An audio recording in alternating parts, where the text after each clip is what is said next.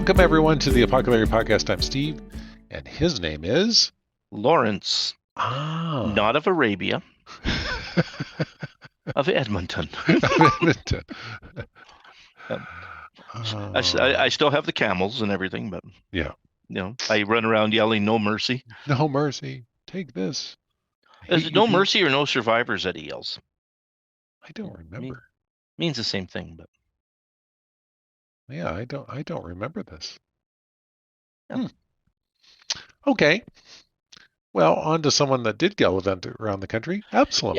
Yeah. We're still fussing around with David's kingdom having grief, and we still don't know. Is it just because that's what happens in kingdoms, or is this directly related to his sin with Bathsheba?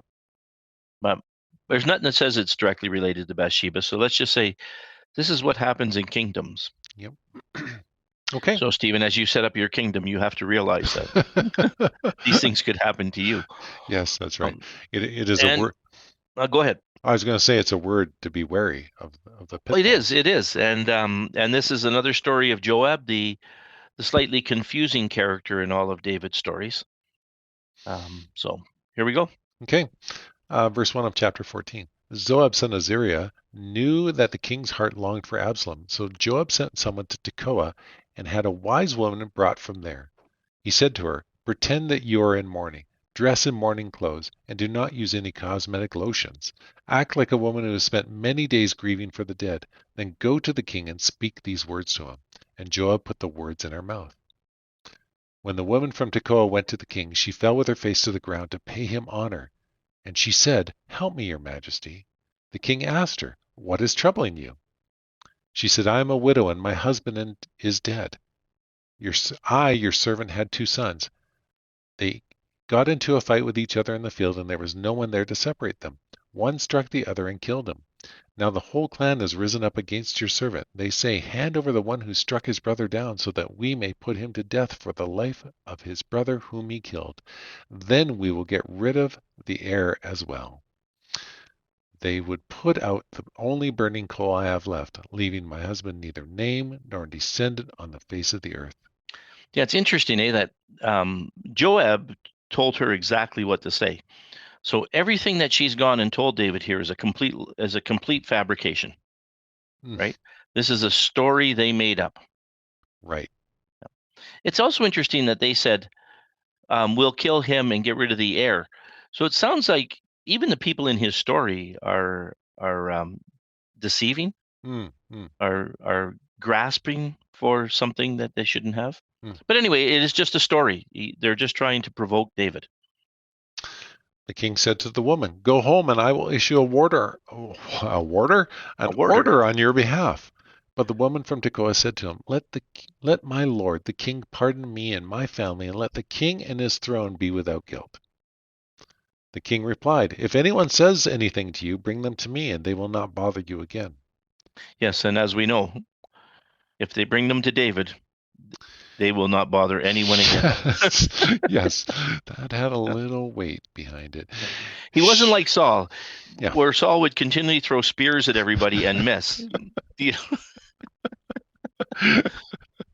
David was known for actually hitting the mark. Yes. Verse 11, she said, "Then let the king invoke the Lord his God to prevent the avenger of blood from adding to the destruction, so that my son will not be destroyed. As surely as the Lord lives." By the way, the avenger of blood is actually I think a title. Oh, okay. When you did something wrong, the avenger from the of the group can go after that person. I don't know if it's a specific person, but it's a specific job. Okay. When someone has killed someone. Yep. That these people can kill. Remember the cities of refuge? Yes, that's what I was thinking of. Yes. You'd have to run to the city of refuge, because if they could catch you first, they could kill you. Yep. Yeah. Okay. So that my son will not be destroyed. As surely as the Lord lives, he said, not one hair of your son's head will fall to the ground. Then the woman said, "Let your servant speak a word to my lord the king." "Speak," he replied. The woman said, now she's going to tell him the reason. Yes. Right. And a little, as we said, and we did this once just a minute ago, everybody, and it just didn't work. So we're doing it again. And so she's going to do a little Nathan kind of thing here. That's right. What Larry's being really kind about is I screwed something up. Um, okay, verse 13. The woman said, "Why then have you devised a thing like this against the people of God? When the king says this, does he not convict himself? For the king has not brought back his banished son. Like water spilled on the ground, which cannot be recovered, so we must die. But that is not what God desires. Rather, he devises ways so that a banished person does not remain banished from him. And now I've come to say this to the Lord, my lord the king, because the people have made me afraid. Your servant thought, I will speak to the king. Perhaps he will grant his servant's request. Perhaps the king will agree to deliver his servant from the hand of the man who is trying to cut off both me and my son from God's inheritance. And now your servant says, may the word of my lord the king secure my inheritance. For my lord the king is like an angel of God in discerning good and evil. May the Lord your God be with you. And the king said to the woman, do not keep from me the answer to what I'm going to ask you. Okay, so you see what she's done here then. Yeah. The Nathan thing. Remember, Nathan said a guy had a young lamb that he loved, and he would actually hold it close and everything. And somebody else took that lamb and used it as a sacrifice. A guy who had way more. And King said, "Oh, that man should be put to death." And then Nathan said, "Well, you are that man." Well, she did the very same thing here, Yeah. where he said, "I have a son," and he said, "Oh, no harm will come to that son." She says, "Well, actually, you're the guy, and you're not letting your son Absalom come home." Yeah. And the story, I don't know.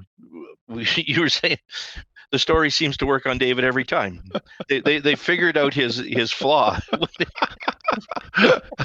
It's his Achilles heel. I didn't see this coming in the story. Oh, not again! Not another story. This is So about then me, he right? then Yeah. he bows and allows this thing to happen. Can you imagine poor David, somebody reading him, like Dr. Seuss's ABCs? Is this about me? No, you're fine. You're fine on this one. What am I going to have to do at the end of this story? uh, okay, let my lord the king speak, the woman said. The king asked, isn't the hand of Joab with you in all this? The woman answered, as surely as you live, my lord the king, no one can turn to the right or to the left from anything my lord the king says. Yes, it was your servant Joab who instructed me to do this and to put all these words into the mouth of your servant. Yeah, Your I like that he figures out that it's Joab too. Yeah, yeah, Like, oh yeah, this is stinking Joab again. yeah. Dang it. And they have the weirdest relationship of any. Joab's the head of his army, and David's the king. You think that Joab would just take orders and do what the king wants, Yeah, but it seems in this one he feels like David wants Absalom back, and he orchestrates this whole thing to make it happen. yeah. Now Joab is also related to David. He's his nephew. Mm. Is that what we figured Yeah, out, Steve? no, that's what you said. Yep. So they have this other odd little relationship going on, but this is an odd thing that goes on between Joab and David. Bizarre. Two men of war. I think you told me one time. Two Oh, men of war. oh, there we go. There we go. Yeah. I think you said that. I'm not that wise. Hmm. Verse 20. Your servant Joab did this to change the present situation. My Lord has the wisdom like that of an angel. I get it. We get it already. He knows everything that happens in the land. Yes, you must kiss up to the king always. Yeah, yeah, that's right. Verse 21. The king then said to Joab, very well, I will do it. Go and bring back the young man Absalom. Joab fell with his face to the ground to pay him honor, and he blessed the king. Joab said, today your servant knows that he has found favor in your eyes, the Lord my king, because the king has granted his servant's request. Then Joab went to Geshur and brought Absalom back to Jerusalem. But the king said, he must go to his own house. He must not see my face. So Absalom went to his own house and did not see the face of his king. In all of Israel, there was not a man so highly praised for his handsome appearance as Absalom. Well, it's because you weren't there. Yes, Lynn, I did sneak that in for you. From the top of his head to the sole of his foot, there is no blemish in him, which again sounds more like you all the time. Oh, Whenever yeah. he cut the hair of his head, he used to Or cut. weren't you saying Fabio though? It sounds a little bit like A little, Fabio. little bit like Fabio. Well, the Little hair part here. Here we go. Whenever he cut the hair of his head, he used to cut it his hair once a year because it came too heavy for him. He would weigh it, and it would weigh about 200 shekels by the royal standard. Yeah, and that's 5 pounds. Yeah. So he had about 5 pounds of hair grow. And why I picture him blonde. I don't know if later on it says he's blonde, but I picture these blonde locks flowing down all the time. Yes, like Yeah. some sort of Swedish Jewish prince. Yes. Like I was going to say like Hercules, but in some of the Hercules movies, he had the long blonde hair, didn't he? Okay, yeah, I can take that. Or maybe that was just my friend Kim Barelick's brother. I'm always thinking about. Not always thinking about him, but he had that. I know He what was you built meant. like Hercules. Do you like him? Yeah, I like him, but I like him, anyway. but I don't like him. Anyway, verse 27. Lots of references going around today. Verse 27. 3 sons and a daughter were born to Absalom. His daughter's name was Tamar, and she became a beautiful woman. Yeah, and isn't that the name of his sister, Tamar? Yes. Yep. Well, just to confuse everybody. Yep. Yeah. Absalom lived 2 years in Jerusalem without seeing the king's face.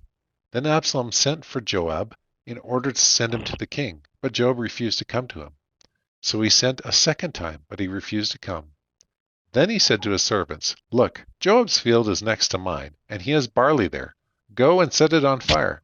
So Absalom's servants set the field on fire. Yeah. Nice, eh? Yeah. Nice Yeah. relative. Set your field on fire. Why'd you set my field on fire? Well, I needed to talk to you. Yeah. Yeah. Yeah. We didn't have WhatsApp or a text message, so this is the best I could come up with.